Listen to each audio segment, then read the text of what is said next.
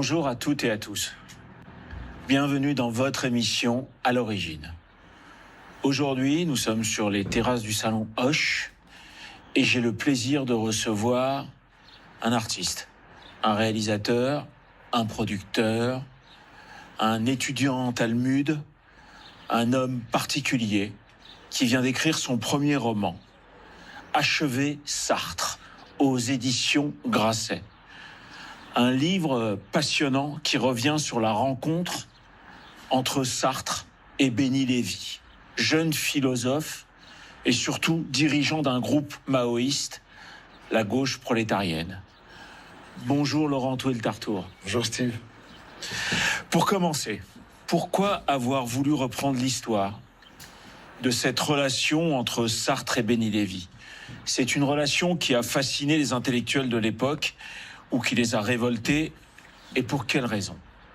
Parce qu'en fait, j'étais intrigué dès la première fois que j'en ai entendu parler. J'avais 18 ans, et c'est mon maître, Emmanuel Levinas, qui m'en a parlé pour la première fois.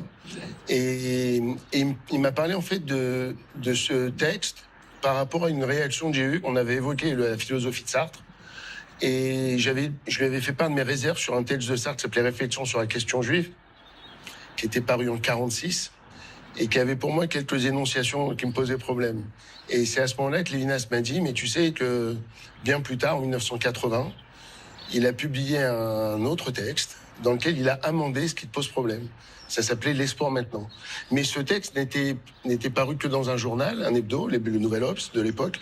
Et donc, quand il m'en a parlé, Lévinas, je n'avais pas les moyens de lire. On était en 1989-90, je ne pouvais pas le lire. Et c'est un an plus tard que Lévinas me fait un cadeau.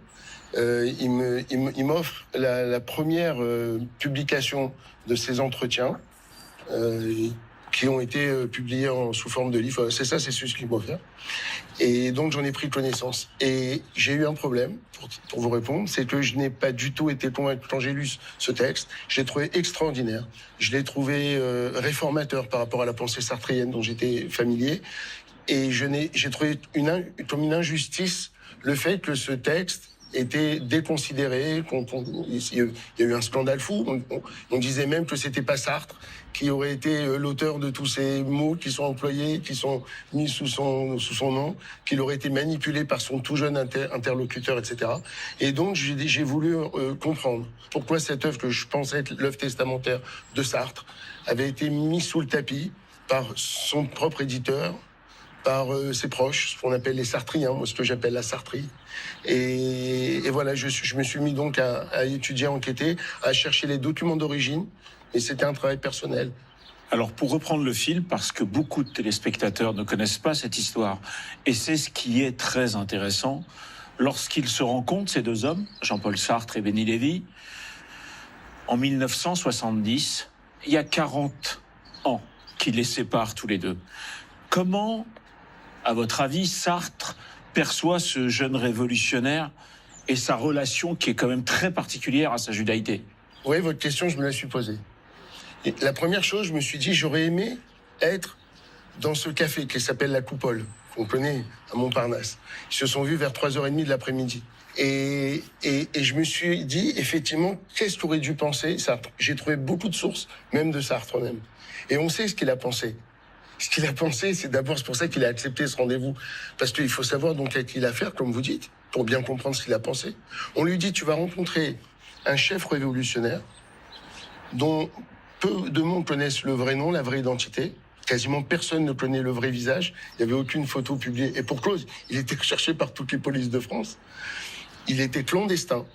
Il était apatride. Il était sans papier.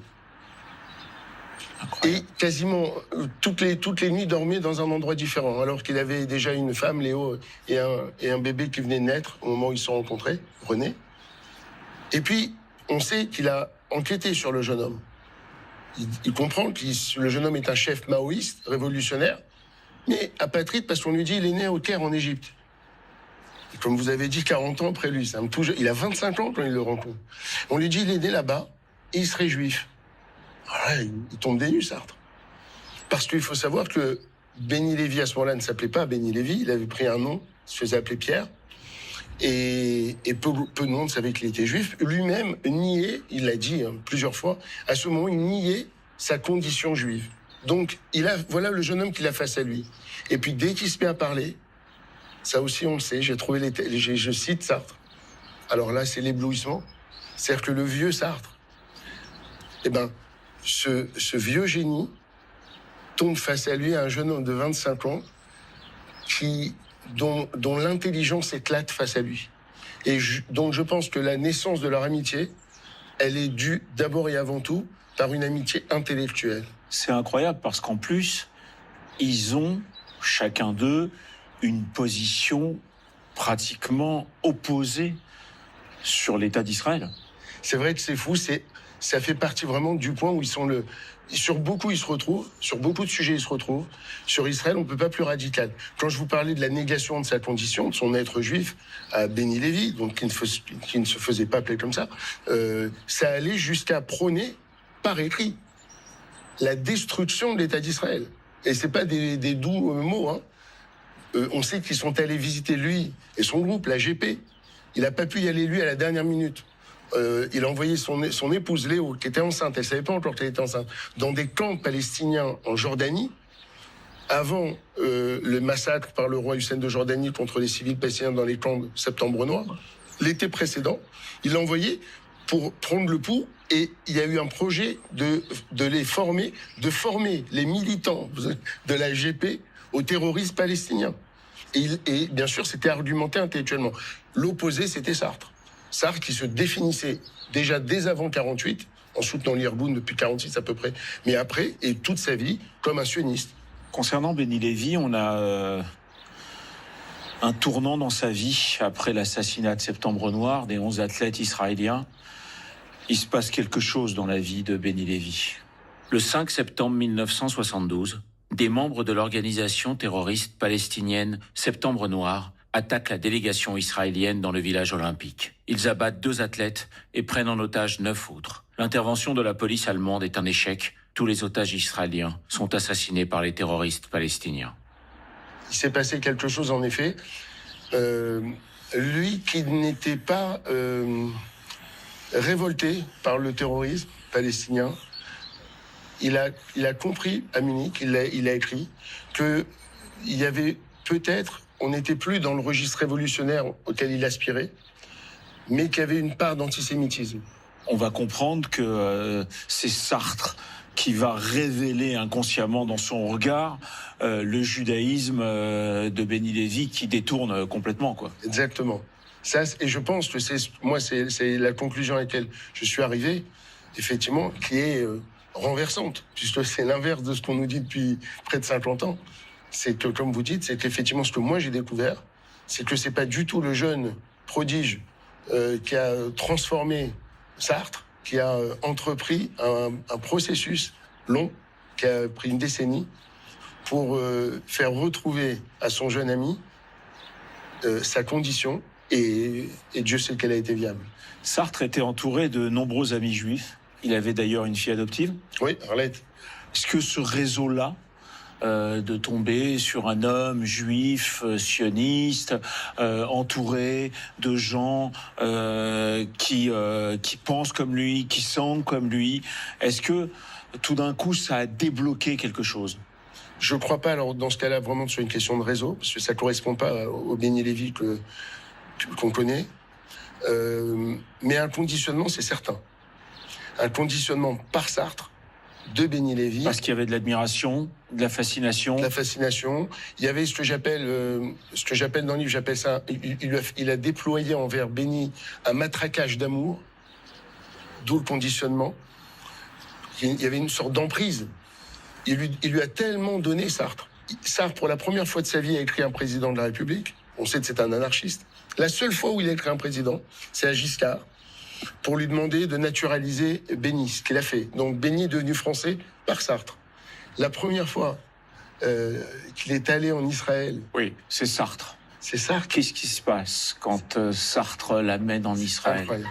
Qu'est-ce qui se passe pour Béni Lévy, qui est en contradiction et en paradoxe, comme tous les gens intéressants, mais qu'est-ce qui se passe? C'est ça. Bah, moi aussi, j'ai trouvé, c'était comme la scène de la poupole. Je me suis projeté. Je me suis dit, donc voilà. Sartre, il voit qu'il y a Sadat, donc lui aussi égyptien, donc il fait le lien avec. Il dit là, il y a je joue sur une corde qui va sensibiliser mon jeune ami Béni. Sadat donc vient de faire ce fameux voyage historique à Jérusalem. Et il propose dans la foulée Sartre, il dit à Béni, à ton tour. Et il l'emmène pour la première fois. Oui. Et ce qui est dingue, ils arrivent, c'est Elie Bengal, un ami de Sartre, qui était aussi le petit ami à un moment donné, qui aurait fait être son genre, puisqu'il était le petit ami d'Arlette El-Kaïm Sartre, la fille adoptive de Sartre, qui est un Israélien, qui les accompagne. Notamment, ils arrivent sur le parvis, l'esplanade du Kotel. Sartre reste dans la voiture, il a un peu de mal à se déplacer, la portière est ouverte. Et Béni sort et avance pour la première fois vers le mur des lamentations. Et Sartre, là, voit une chose incroyable. Il voit son ami de loin, à qui on tend ce qu'on appelle, nous, une kippa, mais pour lui, un calot, une calotte, et Béni la met sur la tête. C'est la première fois qu'il voit Béni mettre la kippa sur la tête, et c'est sans doute une des premières fois de Béni de sa vie. On est en 1978, c'est la première fois qu'il met une kippa sur la tête. Et puis on lui tend des phylactères, des tefilines. Et là, Béni, il hésite, puis il finit par les mettre. Il met au bras, met à la tête. Et à ce moment-là, il y a Sartre qui se tourne vers Elie Bengal, qui est dans la voiture et qui assiste à ça avec lui. Il lui dit, mais qu'est-ce qu'il est en train de faire, là, Victor? Il l'appelait Victor, toujours. Et Elie Bengal lui dit, je crois qu'il est en train de faire sa bar mitzvah. Incroyable. Parce que c'était la première fois qu'il mettait cette filine, il avait 33 ans, je crois. Incroyable. Incroyable. C'était après sous les yeux de 8 ans Sartre. d'amitié, Ouais. il se passe cette scène-là. Et le soir, Sartre dit, si c'est sa bar mitzvah, je lui fais une fête. Et donc, il réserve un restaurant kasher à Jérusalem et il lui fait un dîner de bar mitzvah à 30. La scène est extraordinaire. D'ailleurs, vous citez Béni Lévy dans votre livre, qui écrit « C'est avec Sartre que j'ai mis les pieds à Jérusalem, et là, sans que je le sache. L'air, la pierre m'ont dit que j'y vivrais. » C'est fantastique parce que c'est exactement ce qui va advenir. Effectivement, lui qui voulait la destruction, vous vous rendez compte, il va finir par aller s'installer. Il l'a su à ce moment-là. Effectivement, il l'a dit là, il l'a dit encore d'autres fois. Mais c'est très joliment dit, vous avez vu, Steve. Et effectivement, après la mort de Sartre, il va partir d'abord étudier le Talmud à Strasbourg, ce qui est déjà en soi, quand on connaît le parcours de révolutionnaire maoïste, il va finir par étudier le Talmud à Strasbourg, et en plus à devenir un talmudiste brillant, un élève brillant, et de Strasbourg, il va aller s'installer à Jérusalem, où il va rester jusqu'à ce qu'il nous quitte malheureusement assez tôt en 2003. Et effectivement, il aura vécu et il sera mort à Jérusalem, heureux d'être là-bas. Une histoire incroyable, un parcours incroyable, une rencontre incroyable. Et moi, j'ai une fascination pour les histoires un peu méconnues comme ça, à laquelle on donne des lettres de noblesse. J'invite vraiment nos téléspectateurs à découvrir votre livre « Achever Sartre » aux éditions du Seuil. C'est un essai passionnant sur un des plus grands penseurs juifs dont la vie a radicalement changé grâce à sa rencontre avec Jean-Paul Sartre. Merci Laurent. Merci Steve. Merci beaucoup pour votre travail, merci pour ce livre, merci pour vos lumières à travers cette rencontre improbable, mais qui font souvent les plus belles rencontres. Merci beaucoup pour votre accueil. Merci. Merci à toutes et à tous de nous avoir suivis. Je vous souhaite un bon dimanche, une bonne journée, une bonne semaine. Prenez soin de vous. À très bientôt pour découvrir ensemble de nouveaux horizons.